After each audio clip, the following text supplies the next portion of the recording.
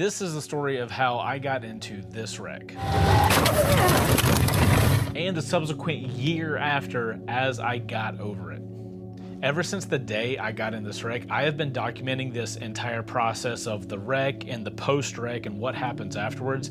Given my platform, I figured if I'm gonna be in such a terrible situation, I might as well do as much good with it as I possibly could. So I've documented the entire process of not only the wreck, the post-wreck, but the year afterwards and what it took to get totally moved on past this wreck. My thought process was, given the platform I had, I might as well take advantage and make this video for you guys. So in case you guys are in a similar crappy situation like I was, at least this video could maybe act as a roadmap to what your future could be and how to handle a situation like this. But to get this started, we have to rewind time a whole year.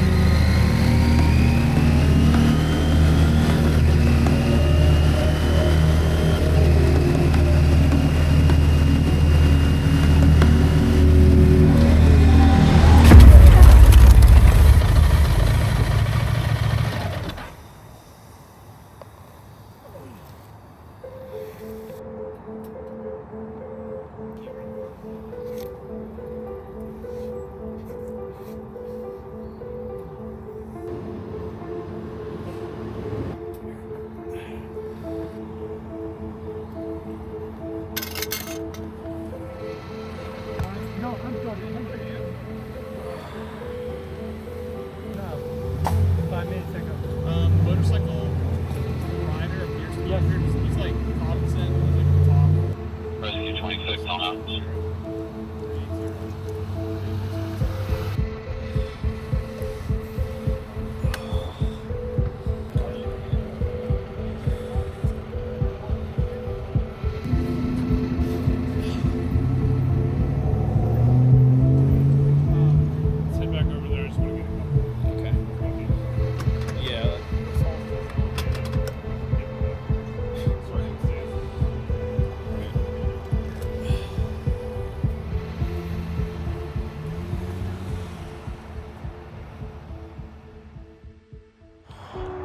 I'm gonna recount the story as I remember it.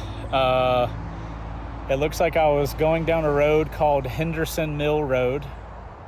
I was headed that direction, coming around a blind right-hand turn. As I was going through the turn, I noticed a blue, I think it was a Honda Accord. They came to the stop sign, didn't really stop, started rolling. They saw me and they stopped, and I was like, oh, cool, they see me. So I slowed down, obviously, when I saw them, but then I slowed down, but I kept going. And then at the last second, they like accelerated, stopped in the middle of the lane. At that point, I slammed on brakes and went to avoid, and I think I just clipped the rear bumper, which is on the side of the road over there. And then I was just laying on the ground for a second, just kind of, you know, getting back to square one and a little confused, and hopefully I don't have a concussion. And the next thing I know, a cop was behind me and a fire department truck was right here. So shout out to the cop and the fire guys. They got here so fast. As far as physically, I think I'm okay. My shoulder hurts a little bit, and overall my main issue is I have a headache right now. I'll walk over to the road and show you guys what the road situation was. So this is the road that it happened on. That's my peg. So the blue Accord was here, pulled out a little bit, stopped. And then, as you guys can see where all the material is on the side of the road, That's pieces of my bike. That is the rear fender or bumper that I hit. So as you guys can see, coming around this turn, the guy had the little mirror thing, but I guess didn't use it. I was coming around this turn and he just pulls out right there. And that's kind of where I was laying on the ground around this area here. I pushed the bike over there, but it was just laying in the road. I've got video of it. And then this is my slider that when I hit the car, the slider totally just broke off because it made direct impact with the car. Honestly, for such a hit, I think the Ibex is holding up.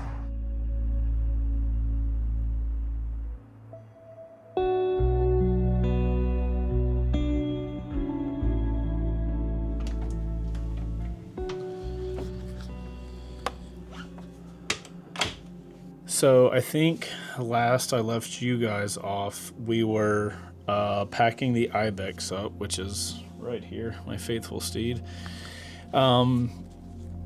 After the wreck, when Heather came and picked the bike up, we got it loaded onto the U-Haul trailer.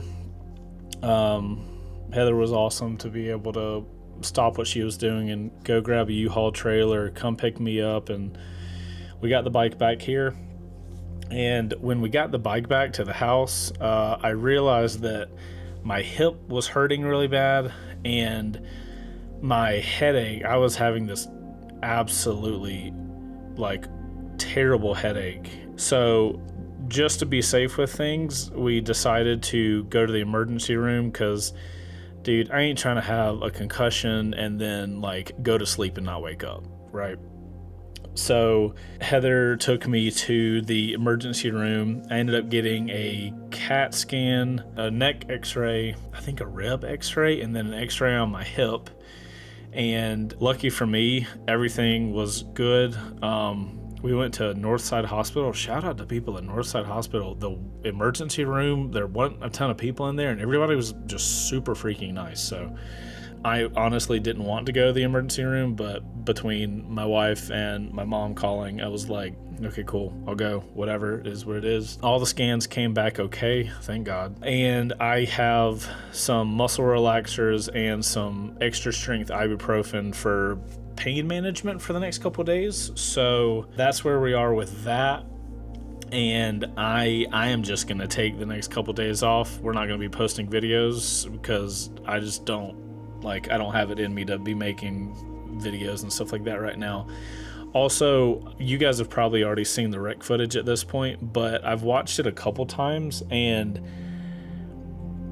I've told you guys how airbags have made me feel while I've ridden, but I've never used one. I can now attest that had I not been wearing my Alpine Stars Tech Air 5, bro, the amount of damage that would have gone on in my body on top of, the actual wreck, I am so thankful that I did a review on the Tech Air 5, and then, I told you guys I feel so much safer riding in that. And then freaking month and a half later, after I do the review, I get in a wreck with the airbag on. I don't want to know what it would have felt like going through that without the airbag on. So if I can impart anything on you guys, it's just wear your freaking gear, dude. You don't know when something stupid's gonna happen or some idiot on the road is gonna be an idiot and you're not gonna be able to avoid it. Luckily, I was filming that GoPro versus Action 4 video, so I had lots of cameras going. Unfortunately, I didn't have any cameras going forward, so I can't really show you guys what I was seeing while I was riding it, but it's just, you never know how quick a situation can happen. So anyway, I just wanted to get on here real quick and kind of chronologically do the timing of everything.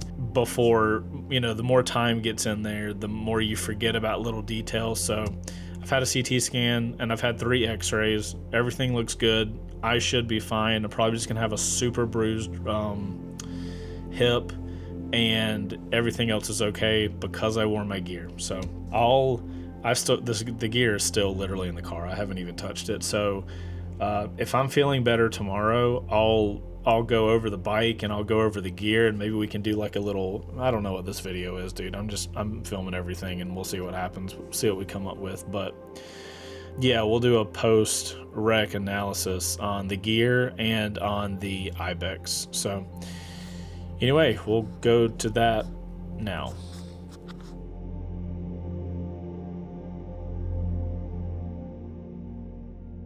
Alrighty, everybody, we are on day 2 or second day after the wreck, and my apologies. There are still tons of bikes in this garage, and I cannot move them. So what I wanted to do today was give you guys an update on me, and I figured we could go over my gear and see how it held up post-wreck. I'm gonna sit down for a second.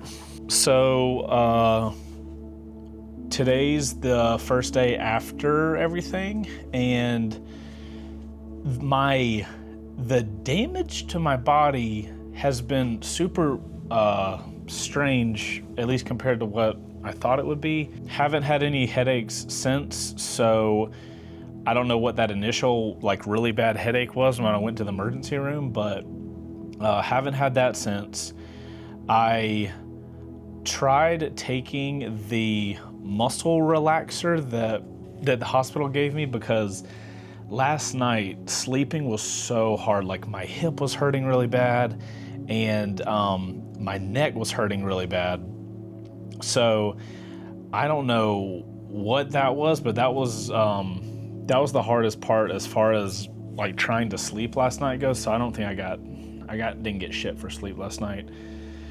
I tried that extra strength ibuprofen, and that does help take the edge off of the hip. That's probably one of the most painful things that I'm dealing with right now. But Heather and I were running errands earlier, just getting stuff we needed for the house, because I'm not really working today. And riding passenger in the car was so painful, because you don't realize in a car how much you use your neck to maintain your head and not bobbling.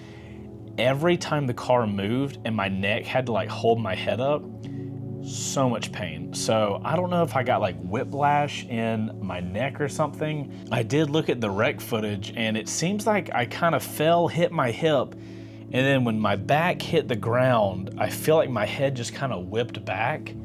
So I think that's probably what's causing all the pain in my neck right now. My shoulders hurt a little bit, but I think that's probably just bruising from the airbag going off. The strangest pain I have over all of this is my abs and my sides. My abs specifically, I have bad allergies, and if I sneeze right now, it feels like yesterday I spent the entire day doing the most rigorous ab workout that I possibly could. So if you have ever worked out your abs, think of how your abs feel when they're really after a workout, and then multiply that by 1,000. That's what my abs feel like. And I've looked at the crash footage and I can't see where I hit my abs, so I'm did I just tense up that hard beforehand, and that's what's hurting my sides? Because I told you guys yesterday, I think I didn't have anything on my x-rays, so nothing's broken. So I'm did I just tense muscles? How can you tense muscles that intense in a split second? Because the whole wreck lasted half a second or however long. So it's just weird. I learned the hard way today that the more I move around, the more I realized I am damaged goods right now. I woke up this morning and was just sitting at my desk, doing some email stuff. And I was bro, I'm fully healed. I'm so fine. And then I get up and start walking around the house, and Heather and I go run and do errands. And I'm I am not fine. I am I am so far away from fine. Okay, that hurt. I can't laugh because that engages. I can't even put my arm up. Okay, that status update on my body. Muscle relaxers haven't done shit. And ibuprofen, like super strength ibuprofen or whatever, has done a little bit. So medication sucks. Okay, I probably have enough energy for us to go through my gear. So we're gonna go through the top, my helmet, all the stuff on my helmet. We're gonna go through my jacket, my airbag, and my gloves. I checked my pants and my boots, and they look totally fine. So I don't even know where they are, but we're not gonna look into them. We're just gonna check out the other stuff. So I'm just gonna keep recording because I'm not doing the whole like stop recording, and we don't have time for B-roll today. Also, I apologize for what the garage looks like. I know there's bikes everywhere and you guys probably rarely see the garage like this. I physically cannot move a bike now. I moved the Ibex into here yesterday, and I'm fully convinced that the only reason I was able to do that was because of how much adrenaline was going through my body. Oh, I rewatched my Instagram stories from yesterday when I posted them, because I posted on Instagram like right after I wrecked. Dude, I watched that video and I was like, oh my gosh, I'm totally fine. It is shocking what adrenaline will do to your body. All right, longer conversation, whatever, nobody cares. Fuck. Okay, so let's start with the helmet, because that's at the top. A lot of you guys know, you probably see this helmet and know what it is. This is my Atlas 4.0, my faithful Stormtrooper one that, dude, my audio setup was so good in this helmet. I'm truly devastated that this messed up. I love this helmet. I love the way it looks. I love the way it feels. Had it all set up with my helmet, camera, and everything, but from the video that I've watched, it looks like the majority of my damage was when my head smacked against the ground in the back.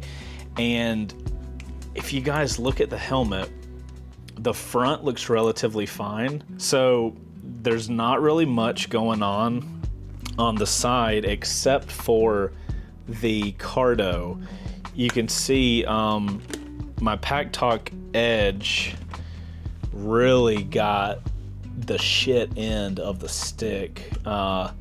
This was in the middle of the road. It was, it obviously got hit. I might have hit it when I fell or something, but what sucks is I literally have Cardo's new Pack Talk Edge Pro here, and one of the features of that is crash detection. And I was telling Heather, I was like, damn it, man. Had I, and literally it fits into the same like groove. It just, magnetizes in there. Had I just installed that and connected it to my phone, this thing would have alerted Heather that I wrecked. So it's like, hindsight, whatever. I will be installing a Pack Talk Edge Pro in the next helmet that I'll be building. So yeah, I showed you guys this. A lot of damage. This thing's toasty toast. It's done. Luckily, I've got a Pack Talk Edge Pro back there. Interestingly, if we look just at the mount's totally fine. So I think it was the aggressive helmet hit to the ground that popped the cardo out, and then when it was on the ground, it probably hit and somebody might have run it over or whatever. Here on the back of the helmet, we can see the real damage. You can see like this little plastic fin on the back of the helmet. It is broken off. My audio recorder, there is no more burnt toast than what that thing is. It is done.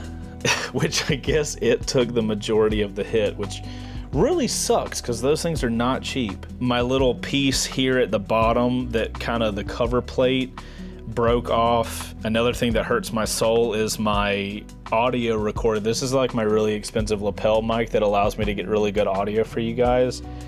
It cut the wire, so can't really use my microphone anymore.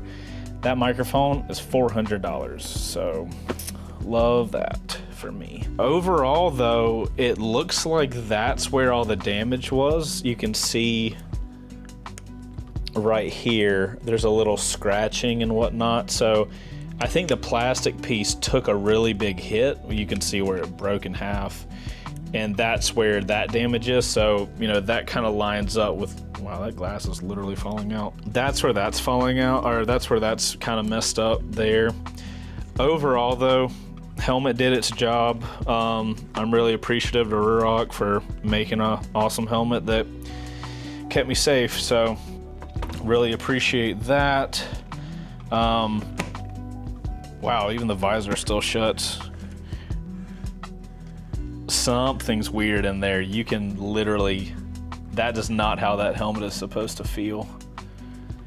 I don't know if the helmet, can you guys even hear that? Like, it shuts right, kind of. Something is messed up in there. I don't know if the helmet got cracked at some point. Obviously, I'm not gonna wear the helmet again. That's, you know, duh. But yeah, that's not what that helmet, or that's not what that lens is supposed to feel like. Okay, helmet's over here now. That's the helmet update. I looked over my gloves in the moment, and these are just some Reacts gloves that they sent out that have just, they're not even really expensive, dude, but they've just been fantastic. And they, Reacts gloves fit my hands really well. So I end up using these a lot. They also match the jacket that I like a lot. But no real damage on these. The knuckles are still intact and there's no tearing. So I don't think I have an issue with these, and I'll be able to keep using those, and I'm happy about that because I love those gloves. On to the more damaged goods. So this is my Revit jacket that I've been wearing for quite a while. It's been a fantastic jacket, especially in the summertime, dude. It's been so hot here lately. It has been a great jacket. And as you probably expected, the rear of the jacket is where all the damage happened. So I know you guys probably can't see that from there. So you can see hole, rip there, kind of a scratch there. So I guess I hit the ground and kind of skid. Held up well because, I'll flip it around. God, even the holding a jacket is not comfortable. So now that we're looking on the inside, you guys can see that the material on the outside has holes and stuff, but the inside, other than this one pressure spot with a hole, that's the only other place that came through. So jacket did a good job as well. I guess I kind of lucked out because I haven't removed the shoulder pads of this jacket. I planned on doing that because I have the airbag vest, but I just hadn't taken them out yet, nor have I taken out the elbow pads. And I'm glad I didn't, because now I just had even more protection when that happened. There's a little scuffing on this side of the jacket, but I've looked over this jacket and it really hasn't, you know, had any other damage to it than just that middle section. And you guys might be wondering if I have a back protector in here. I do not have a back protector in there. I did remove that because of the airbag vest that we can talk about next. I've been really happy with this jacket. I will probably get another one if I can from Revit. This jacket's been so good in the summertime, so I'll be reaching out to them and see if they can give me another one. Alrighty, airbag vest. This is the Alpinestars Tech Air 5. This is the sole reason that I was able to walk away with the minimal damage that I was. I am so thankful. So thankful that I had this on, and that Alpinestars makes a fantastic product. You guys can see in the video, that jacket fits a little heavy on me, not heavy, but loose. And you can see that I'm just riding and the jacket's loose. And the second that my body transitions forward in that wreck, my chest area from about here up gets super puffy. Like, you make these videos and you tell people like, oh yeah, it deploys in point something seconds or so however many milliseconds, but like you don't really realize how fast that is, or I don't realize how fast that is. And I'm watching the video and I'm like, oh shit, like I'm not even, like I've just hit the car and my, propulsion has just started of me and the airbag vest is fully inflated. It's insane. So nothing really to show on the front. It looks, very normal. I haven't even looked into this, to be honest with you guys. On the back, we have the unit up here, looks like it detached. Oh, check that out. You can see all the stuff on the inside. Wow. So those are like the canisters and that's the battery. And then you can see all of the airbag material right there. So I'm assuming this just pops back in. Oh shit. Yeah, that just pops back in. And then you just buckle it. Wow. So this is what took that big hit when my back hit. And this is why I removed the stereotypical back protector that comes in any jacket, because it's like that super thin, it almost feels like a fabric, like a thick fabric, because this back protector is part of this Take Care 5, which is one of the things I like about it a lot. So it has a lot of back protection, period, and then on top of that it has all of the airbag technology. So looking on the outside of the airbag vest, I'm not seeing any damage. I'm seeing a little bit of scrapage here, which I would almost be willing to bet would correlate with the bigger hole on my jacket. That's probably where my back made the initial impact and slide, and that's probably what popped this thing out. I don't have the strength to pop that out again. But overall, this thing looks like it did its job. I got x-rays and a CT scan and I'm okay, thanks to wearing all this gear, which I'm so thankful I did. So what I'm gonna have to do now, because I had it beforehand, I certainly have it now, but I have a rule where I'm not riding without an airbag vest. So with the Take Care 5, the way it works is it has unlimited deployments that it can do, but if it gets deployed, it has to be repacked by Alpine Stars. So I've got to get that process started.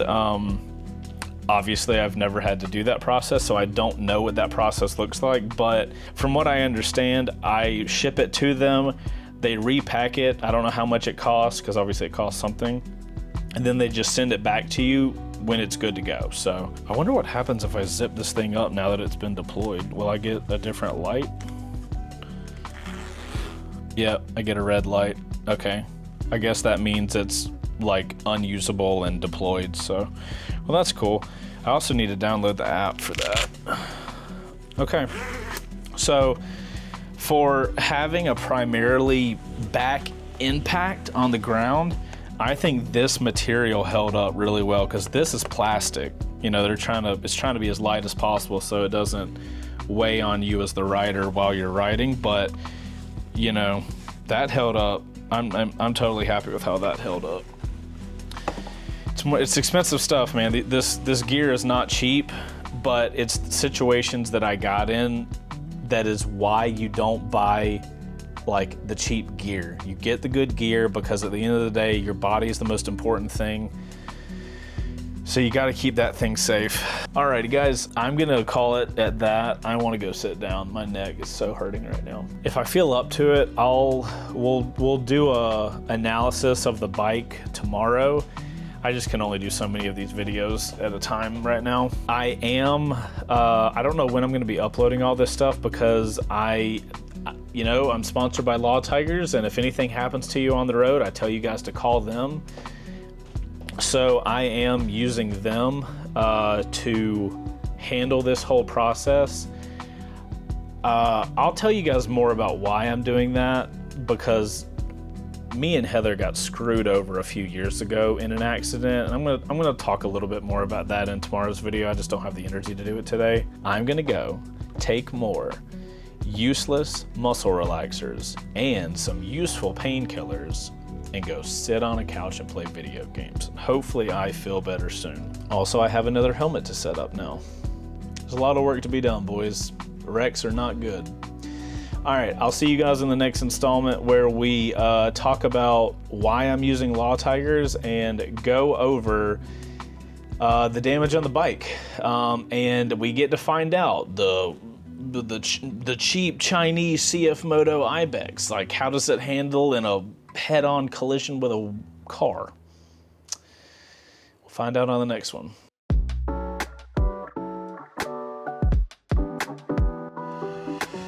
What's going on, everybody? It's about a week since the last little update I gave you guys. And I think the last update I gave you was the day after my wreck. So I'm a week out now. I wanted to record this video the day after that last video, but I was just not feeling up to it, and I'm really trying to do a good job of prioritizing my health and my recovery right now and not just try to, bang stuff out. In today's update, I'm gonna walk you guys through detail of what happened to the bike and how it held up after the wreck. And I figured I would start with an update on me. So over the last week, I've been trying to take those, the pain medication and the muscle relaxers. I'm just taking those at night now because I tried not taking them at night and I slept terribly. So I'm only taking that stuff at night. A lot of you guys probably don't know, I'm not a person that really likes taking medicine. Like, I have to be in a lot of pain to actually take medicine. So it's a little weird taking medicine for me, but it is what it is. It helps me sleep. That's what I'm doing. Currently, the only real issues I have left, my abs and my sides still hurt a ton, especially when I cough still. So that issue is just strange. My neck, when I turn it, hurts a little bit still, but it's definitely recovering. And then obviously, bro, the size bruise I have on my hip is like, it's so big. So that hurts anytime, something touches it, or if I move my left leg in a certain way.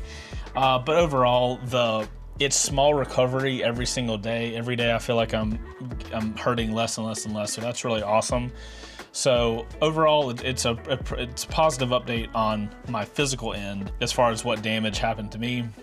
All of that is thanks to the gear. So what does suck is the damage on this motorcycle. The update on that is the insurance I have for all of my motorcycles is Progressive, and I've just always have Progressive on all my bikes. The adjuster, whatever the guy is called that comes and checks on the bike, he's coming out tomorrow. So I don't know what he's gonna say, and I'll update you guys. I'll do a little quick update tomorrow once he leaves. He's coming here like first thing tomorrow morning. But I'm gonna take you guys through all the damage on the bike, and you guys can let me know in the comments if you think it's gonna get totaled out. In my experience, insurance companies total motorcycles so fast, and I think it's because the parts plus the labor just gets really expensive really quickly. So without wasting you guys' time, let's walk through the Ibex and see how it handled the wreck.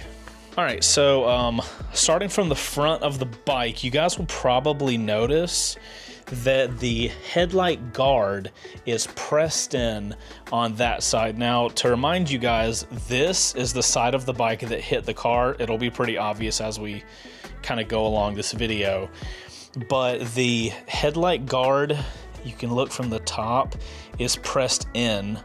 So this guard right here is pressed all the way into the motorcycle. You can see it actually cut into the plastic there.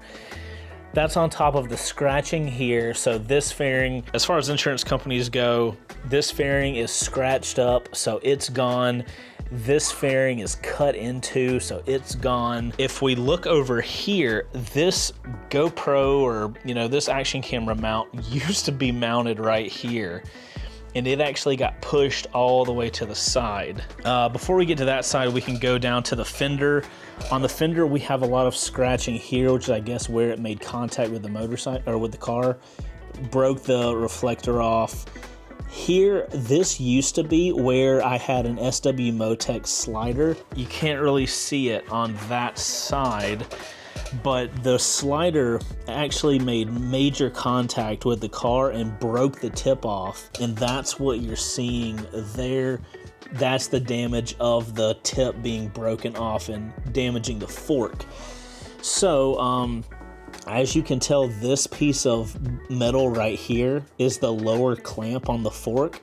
So with that much metal being taken off of the fork, that means even if the forks were straight, which I don't think they are, I'll show you guys that in a second, this whole fork is gonna have to get replaced at minimum. We'll come over to the side here more, and here you can see the major damage on the wheel. It is messed up. So assumedly, this part of the tire was in the front, and that's what like hit the car. So that's what kind of bent it in there. That wheel has to get replaced ASAP. And then there's other scratching and stuff like right here that you guys can see. But I mean, at the end of the day, it doesn't even matter, right? Because the whole wheel's got to get replaced. As well as the fender. You know, I was showing you guys the fender here. So from the front, it's wheel, at least one fork, and then the fender, which is basically everything up here. Okay, so now we will move back to over here. The easiest way to show you guys this, because this looks like this, and you're like, well, is that how that looks? We can reference this side, and as you guys can see, this plastic piece just has a hole in it, and the bike protection here should just go into it. So now if we go back to the other side, it'll make a lot more sense that this is all goofed up and broke. So this whole fairing piece done. This fairing piece kind of obvious. The light has, you know, mounts right here, and the light should look like that. It's obviously not. So this piece has broken bits all over, so this would have to get replaced. Now, this is the part that's kind of hard to tell, but when you get a better look into it, it's, you know, it makes a lot of sense. So this engine protection, I hate doing this, but it is totally disattached. So down here, the engine protection got hit so hard it almost hit. Actually, you can see a dent in the headers right here where that bolt right there dented the headers. So that header needs to be removed. Then it gets worse, way worse. If you guys look on the inside right in here, that was where this piece bolted into the to the frame of the bike, and now it's totally broke off and will just, you know, move like that. That is what it should look like. You guys see how this little piece comes out here and connects into this? Because the protection is like two pieces, or a couple pieces. It's this piece, and then there's this piece that comes with the bike, and then you can add this third piece. This is what it should look like. It is totally snapped. So that, while it did protect me as the rider, because obviously it took the brunt of the damage and my body and legs are right here, this took a lot of damage. Unfortunately, I think this damage is gonna be really crappy. I think they might total it just because of that potential damage in the frame. If we look back here and move my bag out of the way, it doesn't look like there's any damage to the actual engine here. There's no scratching or anything like that. So really lucked out when it comes to getting the engine hit.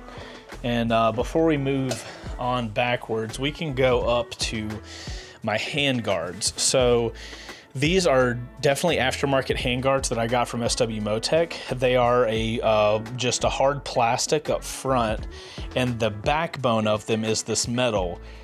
You guys can see that with the impact being on this side, this made direct contact with the car. There's pieces of plastic just falling off, but the metal on the back end held, and this is probably the only reason I did not shatter my left hand when I got into that wreck, because I imagine, based on the height of the bike, the handguard is probably what made contact with the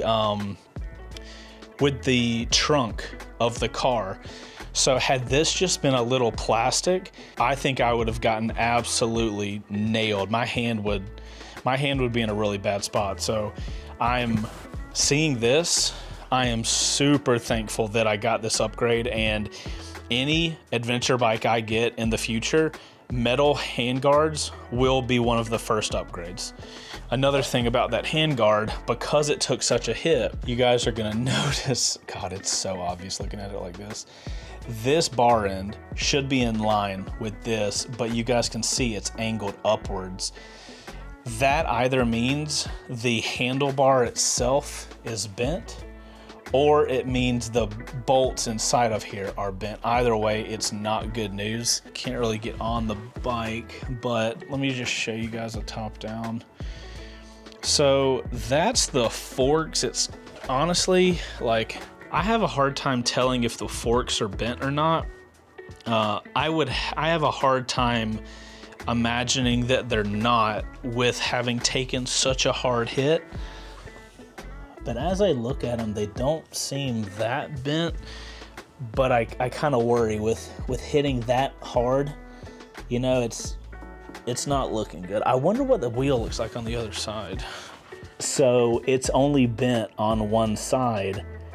That worries me even more, because that tells me that the impact only happened from an angle, and that angle would easily mess a fork up. It would, you know, make them not straight. So I'd have a hard time believing that my forks are okay. All right, so that's all for that. We can now move back down for more damage. We have my foot peg. I showed you guys on my day of video. This foot peg just totally broke off, which is good, because had it not totally broken off, it could have broken this entire mounting bracket. So I would much rather replace a foot peg than have to do an entire mounting bracket that could mess up the shifter right here, and that's connected to the, like, it gets real nasty if it gets past this. So this was a good thing. We obviously have some scraping here on my extended foot peg or kickstand. There's a little scraping on the side. Don't really care about that, honestly. There's also scraping on the center stand and the center stand leg. So again, not a huge deal. Everything in the back is relatively minor. Here at the rear slider, it did what it's supposed to do. It took the brunt of the damage and didn't let it get to the swing arm. So I would definitely recommend those. Here, the main damage on the rear part of the luggage is this little scraping going on right here. We've got some hits here, and final piece of damage is just this little scratch on my tail bag, another CWMOTO product that I absolutely love. And that's really the primary bit of damage on the Ibex. The bike still cranks up, and I cranked it up and used the bike's power to get it up my driveway. So the engine's totally fine. And other than the tire getting nailed, the forks, questionable forks, the main damage is right here and inside of that frame piece that I'm really worried about. I don't know if they're gonna total it. Here's the pro and con of the CFMOTO, right? This Ibex 800T, which is their nicer model, MSRP is for $10,500. So I'm like, that damage, getting the parts and then the price to get them repaired at a shop, I'm really worried that they're gonna total this bike out, which would honestly suck because I really like this motorcycle. I did my iron butt. I did my first ever completed iron butt on this bike. And you guys that have had bikes in the past or have a bike that you've had for a while, the more experiences you put on a bike, the more that bike means to you. And is this the most expensive, the nicest, the fastest? Absolutely not. But I don't think that has anything to do with how much you like really enjoy and love a bike. And I've got some really cool experiences on this bike. So if they end up totaling it out, it's really gonna suck. And we'll have to see what the thing is. If the frame is damaged, that's not a project I really want to take on. So I'm just gonna have to like let it get totaled. If there's not frame damage, I'm pretty sure I can fix a lot of this, but that's gonna kind of be on the insurance end. So I'll give you guys an update whenever that happens tomorrow. But for now, that is how my Ibex handled a front-on car collision. Honestly, I think it held up okay, and I stayed relatively safe, and it took the brunt of the damage, so I'm super thankful. So next up, I'll give you guys an update on the Progressive, and then we gotta talk about the wreck breakdown and really break down what happened in that wreck.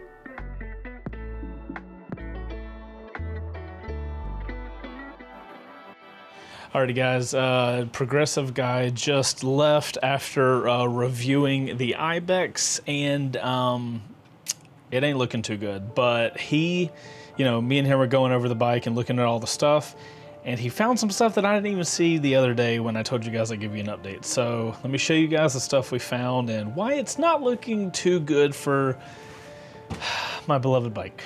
Check it out.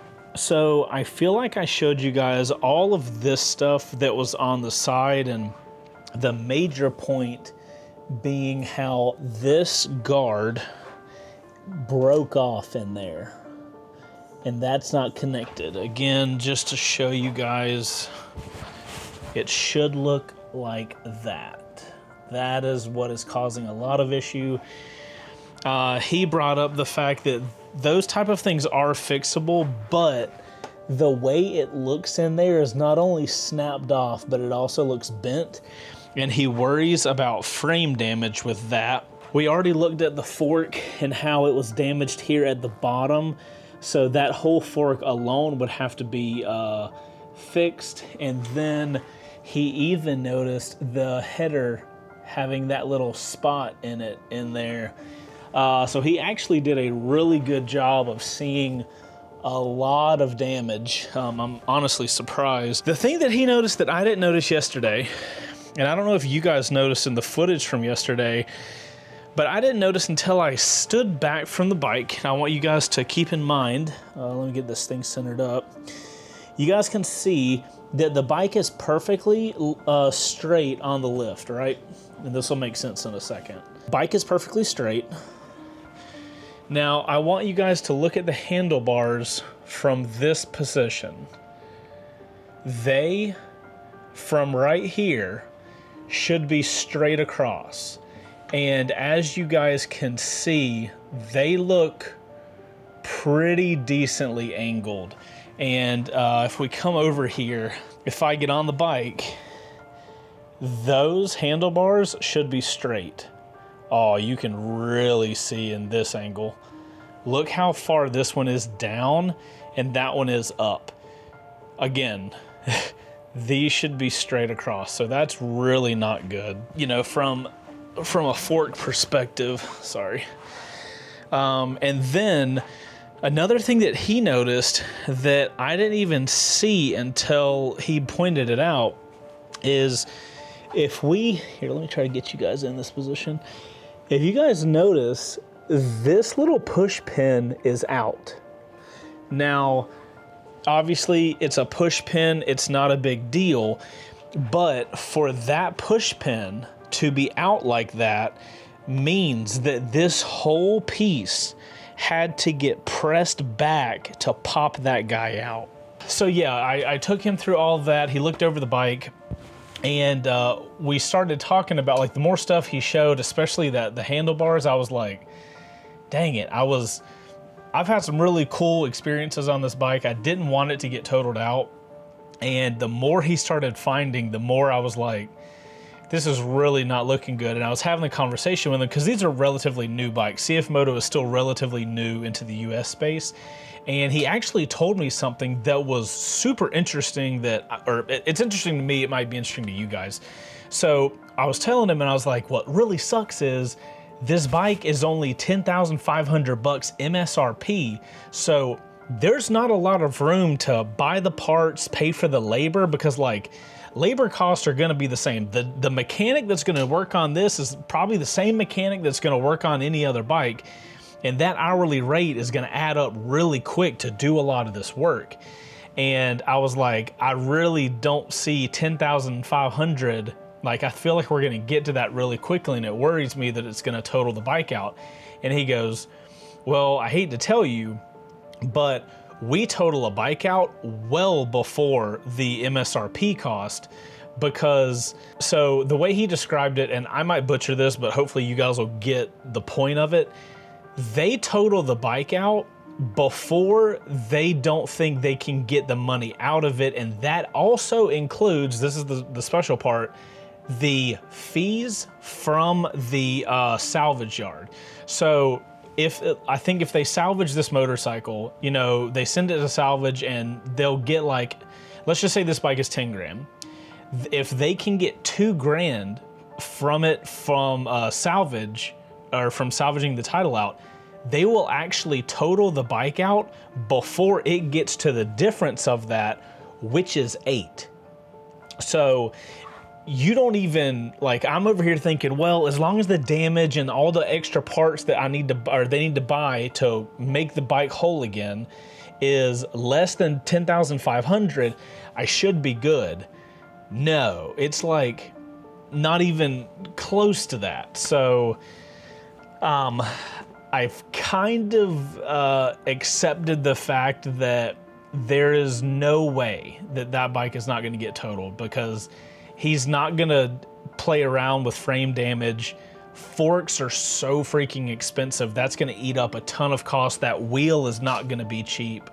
And on top of all of that, you have the hourly amount that it's going to take to just rebuild it. So I haven't heard anything yet. I will keep you guys updated with that. But right now, he told me, he's like, this is unofficial. You know, I'm going to do the estimate and I'm going to let you know. But this is not looking like this bike won't get salvaged. So, and what sucks is I'm at a really busy time in my life. So like, even if it got salvaged, got a salvage title, you know, there's always the option I can buy the bike from them for like a crazy discount or whatever. But it's like, I'm not able to take on a bike build like that right now. So if it gets salvaged, I'm just gonna have to go down the route of, you know, the shitty route of like, okay, cool, here's your check, here, we'll take the bike. So I don't know, I'll keep you guys updated. It's kind of a shitty situation. I mean, the whole thing's a shitty situation, there's no shock there, but I don't know, I was, you know, with all the guards and everything on the bike, I was like, you know, that's the best bike to get into a wreck.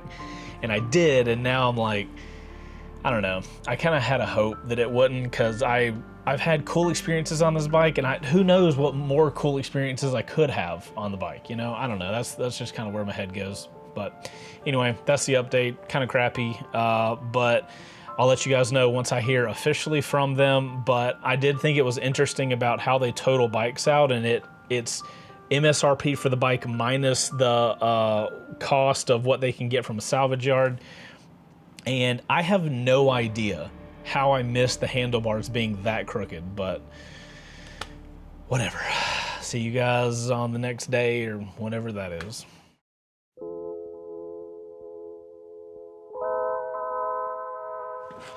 I feel like this is my confessional cam at this point. Alrighty. It is September 2nd. I have missed an entire month of updating you guys on what is going on with this wreck stuff, and Jesus Christ, what a month August was.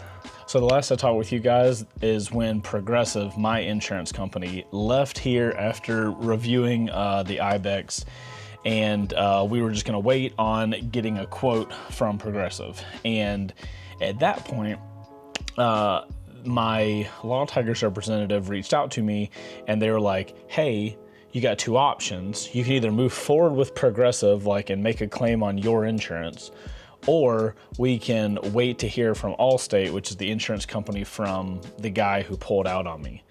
And I don't know how all this stuff works, but my mentality was, if he did the wrong, then his insurance should pay. So I clarified that, and they were like, yeah, that totally makes sense. Going with my insurance would have allowed for the claim to move forward faster, because we wouldn't have to have been going through another party. And it might have been the wrong move to go with Allstate. Yeah, so in my mentality, part of it was kind of petty, because I was just like, I don't want my insurance to have to pay for somebody who made a mistake and did something dumb.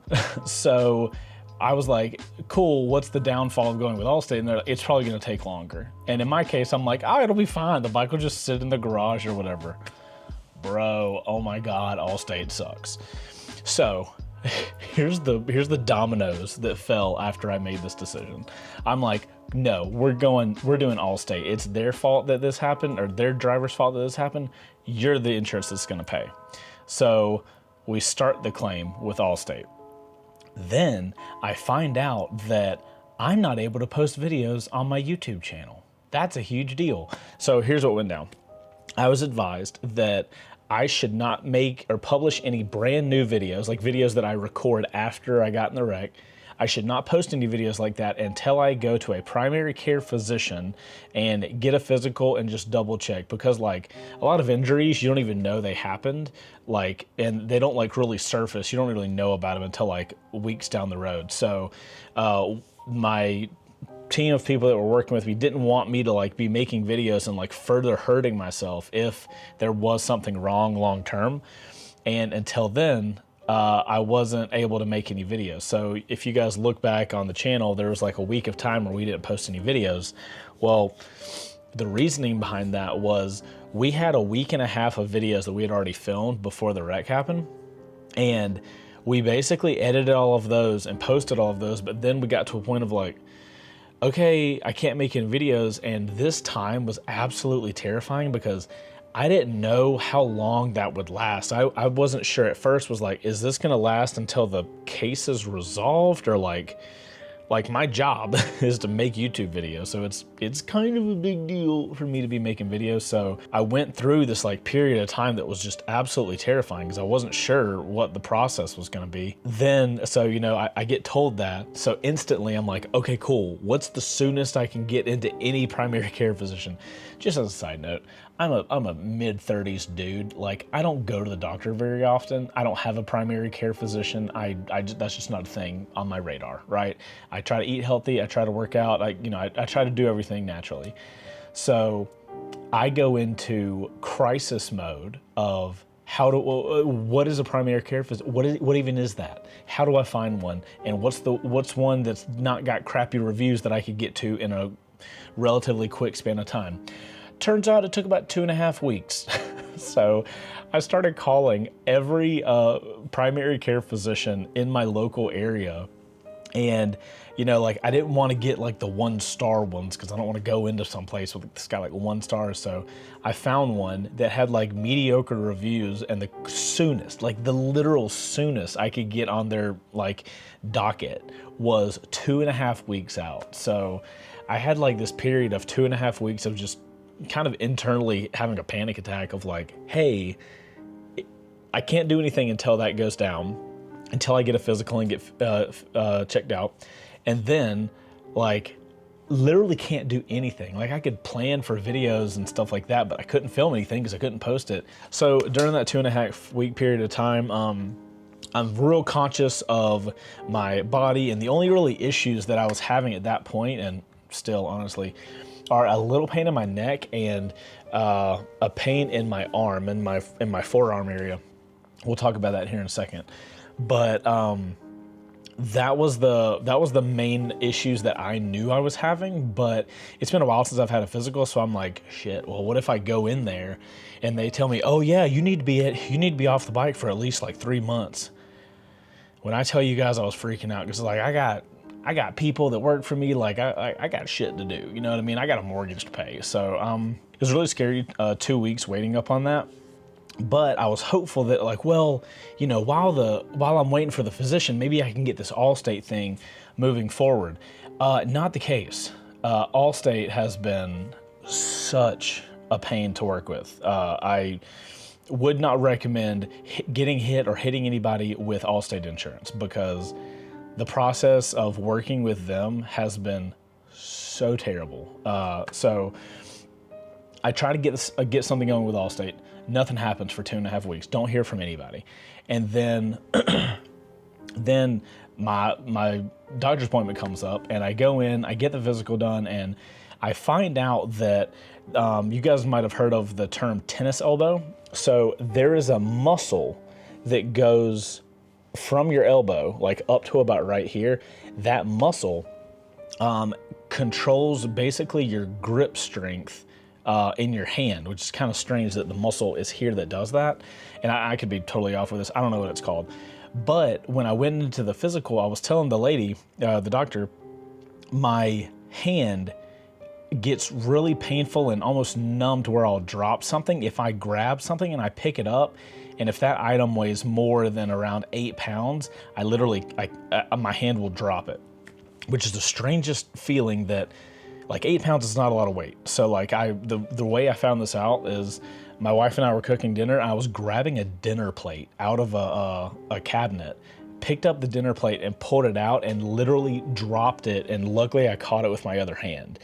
So I told her that was my main thing. And then there was, my neck would hurt if I turned all the way to the side, which I'm talking like all the way, like not like a shoulder check type thing, but I'm like, is there a car behind me type check? If you're riding a motorcycle is what I'm referring to. So I told the doctor that, and she basically told me what it seems like, based on the way I described the wreck to her, is when I flew off the bike, I might have crushed, I think is the term she used, that muscle. And there's really nothing they can do for that other than let it heal with time. So like pain medication would help, and supposedly heating it will help if it, you know, it's causing a lot of issues. And we're a month past all that, and I'm still having issues with that area. It's not as bad, but it seems like it's healing. It's just taking an incredibly long time. So it seems like that's something that I'm going to be dealing with for a little while. My neck feels about 99% back. It's only when I get in like a weird position with my neck that I'll have like a little bit of pain. But overall, other than the little forearm thing, physically I'm pretty okay. And so that was that whole thing. I got the physical, the doctor, you know, put that information in there, sent that off to Law Tigers, and they told me, okay, cool. If that's what the doctor says, then you're good to make videos, which, bro, can I tell you how much of a caps lock, hallelujah situation that was? Which is why we were only down for like a week or a week and a half. And then we started putting videos out because I could be in videos again. So we got past that really scary point of, can I make videos and how long can I not make videos or whatever? Now comes the Allstate stuff. Let me make sure, I have notes. I want to make sure I bring you guys through all of this. I should have been making these videos throughout the time, but your boy was stressed. So we're now with the Allstate situation. Now, just for reference, I'm pretty sure I probably covered it in another video, but as far as my insurance, Progressive, I made my claim. Dude came out here in a car. Me and him chatted it up in the garage for about an hour, him going over the bike, showing me stuff that was wrong with it that I didn't even know about. And then he left, and he contacted via email Law Tigers the next day with the claim breakdown and everything. Now, that was Progressive. We are now going to go to Allstate. Remember, I have now waited 2 weeks to hear from Allstate. I have to get Law Tigers to reach out to Allstate again for them to contact me. Now they sent me emails. So now we're 3 weeks of waiting, right? Okay. So I get this email where I have to download an app, and I have to do a virtual walk around of the bike in the app with a advisor person. And guys, I got one of the newer iPhones. These things can take fantastic photos. When I tell you I logged into this app and it was like a boiled potato quality coming out of the phone. So how Home Dude even was able to see the motorcycle, I got no idea. But took 3 times to connect via the app because my mic didn't work at first, then his mic didn't work, and chaos. Third time's a charm. We get it working, and we're transmitting potato quality, and he's getting me to walk around the bike and show him all the details. And the progressive guy has recently left, so I'm able to show him the stuff the progressive guy showed me. So takes about 40 minutes. I'm just walking around the bike being like, yeah, but there's this thing and that thing, and this is an accessory and that's an accessory. And when we get like towards the end of the call, I'm like, cool. I give him the VIN and everything. And he's like, or I asked him, do you want me to send you a list of all the accessories that are on the bike? Because like, you guys know, like I've built the bike out. Like there's tons of stuff on this thing. And he goes, you know what? No, I got the video. I'll reference the video. And I'm like, that seems like a giant pain, but like, cool. If that's what you want to do, it's fine. I'm trying to help out, to make your job a little easier. So now submit it. He's like, I'll be back to you in 24 hours with the email and the quote and all this kind of stuff. A week goes by. Nothing. A week and a half goes by. Nothing. Law Tigers reaches out to me and they're like, hey, did you hear from Allstate? And I'm like, no. They're like, cool, we'll reach out. The next day, they come back, it's like, hey, did they reach it back out to you? No, they reach back out. The third day, they come to me and they're like, hey, homeboy will not answer our phone calls. Will you try to call him to be like, hey, where is the quote? So I call one day, nothing. I get a voicemail, I leave a voicemail, name, claim number, return, phone, everything. Nothing. I call again the next day, and finally I get a phone call, or I get an answer, and he tells me that, oh, he's sorry. After our initial call, he had another call, and after that call, totally forgot about my claim. So he then is like, I'm gonna get it to you tomorrow. Like 3 days later, I get the quote in. But whatever, we finally have the Allstate quote. Bike is totaled out. Not surprised. I wasn't, after the progressive guy left, I wasn't surprised about that. But quote finally comes in, and it is for an amount that I find interesting. So I start reading through, this whole quote, breaking down everything. So not only did he put the wrong model number in, so this is an Ibex 800T. This is the adventure model. It's got the nicer wheels, lots more stuff. Costs like $1,000 or $1,500 more than the base model.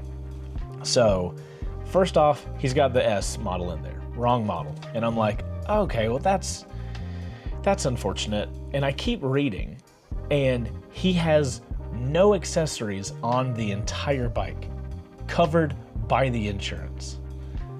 And I'm just like, bro, I literally asked you, do you want me to give you a list of the accessories that I've installed on the bike so that you could easily comp them in the thing you're sending me? And he said no. So now I'm realizing he totally forgot about it. And then once he did remember, he just sent it all the way through, didn't even probably watch the video. So I'm like, dude, why am I spending like an hour of my time walking you through the whole bike if you're not gonna look at anything? It is such a silly situation. So we are now caught up to current time. So a couple days ago is when that quote came in. And it was last Friday actually, so it was like 2 days ago.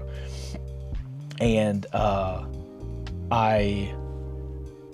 got on, I tried to call him that day to be like, hey, that's totally wrong.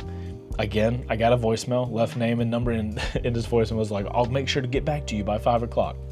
Definitely didn't happen.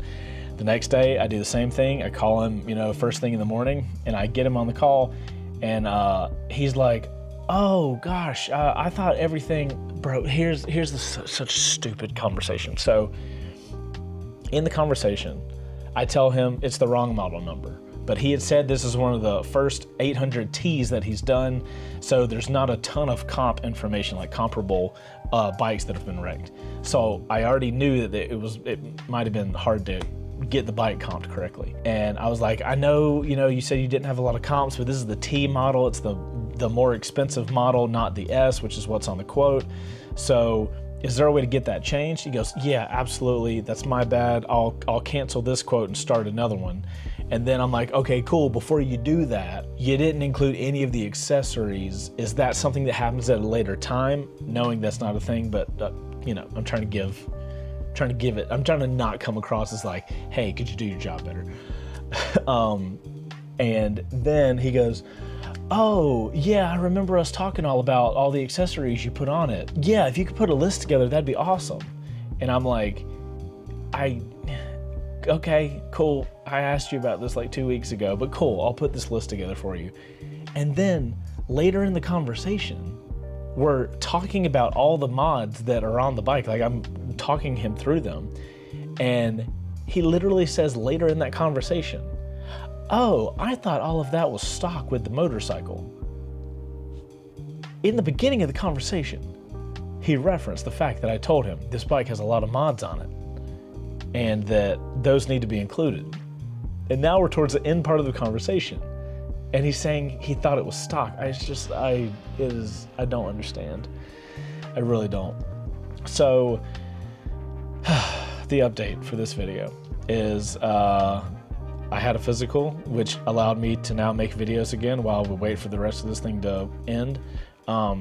As far as insurance agency reviews, Progressive has been fantastic to work with, and Allstate continues to be a nightmare. So if you guys are out there shopping for insurance and you come across Allstate and Progressive and they are equal value, like cost the same, go with Progressive. Oh my God, the situation has been literally night and day. I will never have Allstate insurance in my entire life. Anyway, just saying. That's my update. I have no idea what's gonna happen with this motorcycle or when, but currently just waiting to get a fair quote for the bike that got ruined because somebody else did something stupid. So that's my update. I don't know how many more of these we'll do. I guess I have to do them until the bike gets done and the whole thing. Don't hit people. Don't hit cars. That's what I've learned from this. Slight joke, because I didn't intentionally, but anyway, okay. See you guys on the next update, I guess. I'm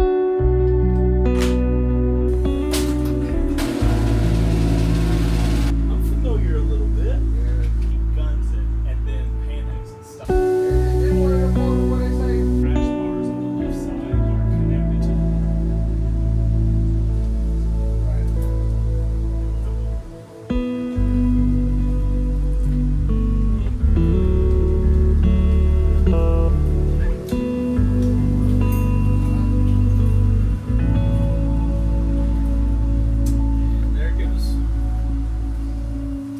And with that, my friends, the Ibex is gone.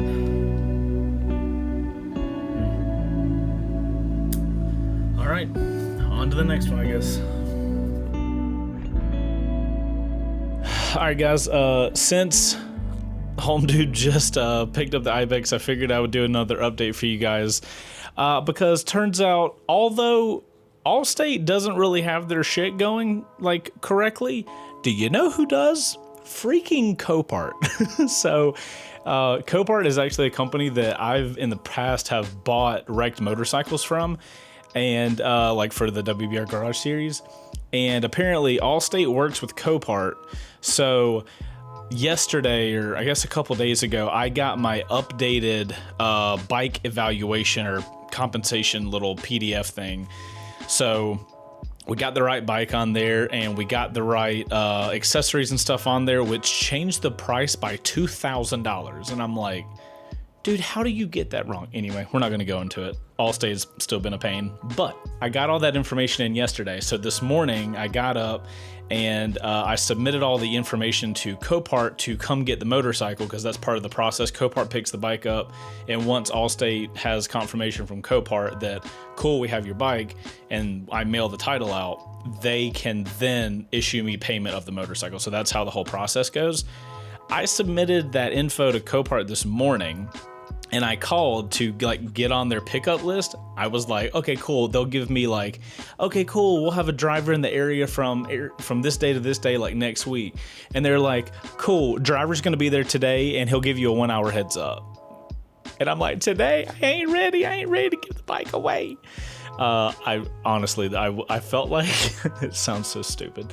I felt like I would have had more time with the bike. I thought I would have been they would have been cool, in 3 days, we're going to come pick the bike up. And it is not like that at all. I thought I'd had time to make some recordings of it. I don't even know. Didn't have a video idea, but it would have been interesting to have a day to be like, man, just let me think about the bike and look at it. No, I had an hour heads up, and that bike is now gone. That was strange. At least the bike is out of the garage now, so part of this whole process is done. I got to mail the title off tomorrow, but yeah, we are chipping away at this whole wreck process. Also, it is not fun getting in a wreck, so just avoid that at all costs, because this process has taken so long. It is now September 12th. I got in a wreck on July something. So that's how long it's taken. And that is with a legal team doing stuff. It might have taken even longer if I was just having to do this by myself. So definitely a longer process than I expected it, but I'm going to keep you guys updated through this whole thing. And now the bike's gone. So goodbye, Ibex. We will miss you. I will miss you. I don't know if you guys will. Okay, I got work to do. I'm going to go back.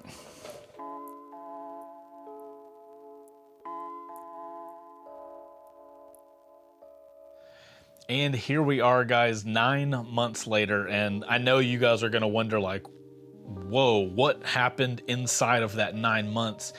And I thought about doing little updates throughout this time, but if I'm going to be honest with you guys, the entire 9 months obviously was me just healing my hip and my shoulders and my body in general, but the entire process of these 9 months has been entirely email and phone calls. It's a lot of back and forth, and this insurance company needs this, and this insurance company needs that. Going to this doctor visit, it's a lot of not really updatey things. So I thought the best thing I could do was just fast forward until we got it resolved, and then I could kind of fill you guys in on what happened in that 9-month interim. I can tell you guys, now that we're 9 months out of this, my body feels totally normal. I'm finally back to getting into a workout routine, and I have a little problem with my arms and elbows with if I do certain type of workouts, but generally I think I'm back to 100%, thank the Lord. So one of the things that's going to happen if you are in this process is once you guys get the bike solved, you are still only in the beginning of this process.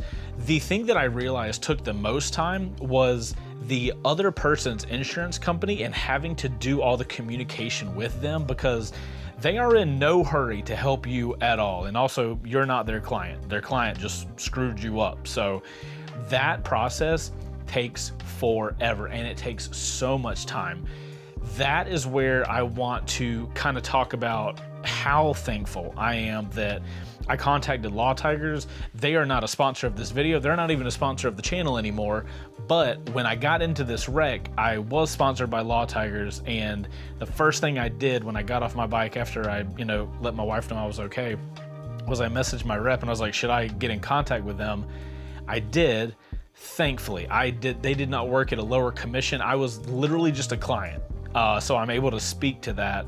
And the Law Tigers team did so much work for me in the communication back and forth with the other companies, insurance company.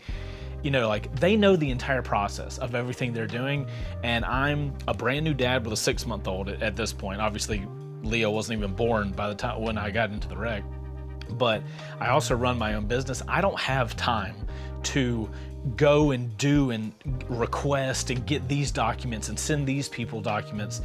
I just know I would have been screwed out of something had I just gone my own route, and I am so freaking thankful that I went with Law Tigers. So shout out to those guys. If, like, I can authentically tell you guys, not sponsored, not anything, if you get in a motorcycle accident, get on the phone with Law Tigers and they will handle literally everything for you. And they were just super nice to work with. I could not be more happy with how that entire process went down. And as of June 2025, where we are right now as I film this video, the entire case is done. All of the payout stuff has happened, which is, all of that is how I'm even able to make this video. I know that some of you guys that follow the channel religiously were probably like, Chase said he got in a wreck and then we don't see anything forever. I didn't want to post anything because I didn't want anything to mess up the legal process that was already a huge pain.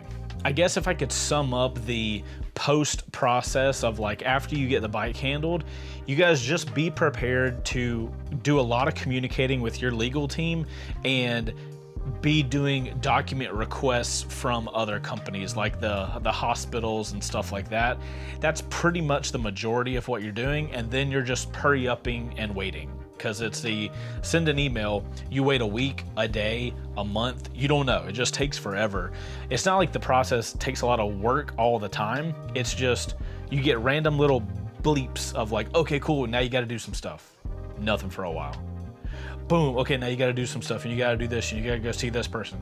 That's kind of like what the whole process is. And I would honestly have forgotten to do most of the stuff that I had the legal people do. So very happy that I went with that. And I can 100% guarantee you guys, if I'm ever in the unfortunate circumstance to get in another wreck, God, I hope that doesn't happen. But if I do and it's at somebody else's fault, I am 100% going to do the exact same thing I just did. That being said, now that we are past this whole wreck, I'm kind of happy that I can make this video. And this is a video that, like, I've had all these other recordings that I've recorded the earlier part of this video that you guys watched. I've had all that just sitting on me, and it made me feel like the wreck is just kind of like tagging along. And I'm so thankful that I'm okay, obviously, but I'm glad to make this video because I'm just ready to move past this whole thing. If you guys ever had something in your life that just keeps coming up, it keeps coming up.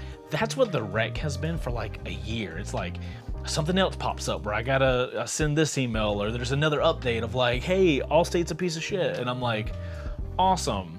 Also, I'm totally ruining any chance of ever working with Allstate with this video, but I am totally okay with that because there is no way I would work with a company that has treated the other person like they have. So bye-bye that sponsorship opportunity. Not that it was an option, but like in the future. Anyways, guys, I think my entire point of this video is, you know, motorcycling is not safe. It is a dangerous thing to do, and people cannot drive cars. It is somehow super simple, and people are not able to do that. So be as safe as you can out there. And the two major things that I'm taking away from this wreck is I do not ride without an airbag vest on. I see how quickly I was able to heal and get back up, and even how much bruising I had with an airbag vest. I tell you guys, like, if I'm going to the gas station a mile away, I have an airbag vest on. There's no question. If you guys don't have an airbag vest, I highly recommend you guys at least look into them. I'll have some links to stuff in the description down below. Just look into them. I know they're expensive, but your hospital bill will be so much more expensive if you do not have an airbag vest on. So you guys just I highly recommend those. And if you get in an accident, get a legal team. I use Law Tigers. It was great. I can highly and fully recommend them now that I've tested their product. Didn't want to have to do that. Didn't want that at all. But here we are. Can't control stuff. Anyways, guys, I hope this video helps you guys out. If you're watching this video after you got in a wreck, God, I hope you end up okay and heal up and, you know, get all the bike stuff figured out and you figured out. If you guys have any questions, drop them in the comments down below. I will try to look into them. And if you're watching this video and you've also been in a wreck, jump in the comments and help some people out. Let's kind of pool our info to help people that are in situations that, you know, a lot of us have been in and none of us want to be in. Anyways, guys, I'm Chaseontwowheels. You guys subscribe if you like motorcycle content. Most of the time it's a lot more fun and enjoyable than videos like this. But it's all part of motorcycling, I guess. You guys are awesome. If you got to this point in the video, hit the like button, do all the YouTube shit, blah, blah, blah, blah. And we'll see you on the next one. You guys ride safe, please. Car drivers suck. Hard. They're terrible. I'm gonna go ride a motorcycle. Just ran into the T7's blinker and I'm surprised it's still on. You know, it's one of these Yamaha blinkers, so we all know the chances of this popping out is a lot and easy. Okay, bye.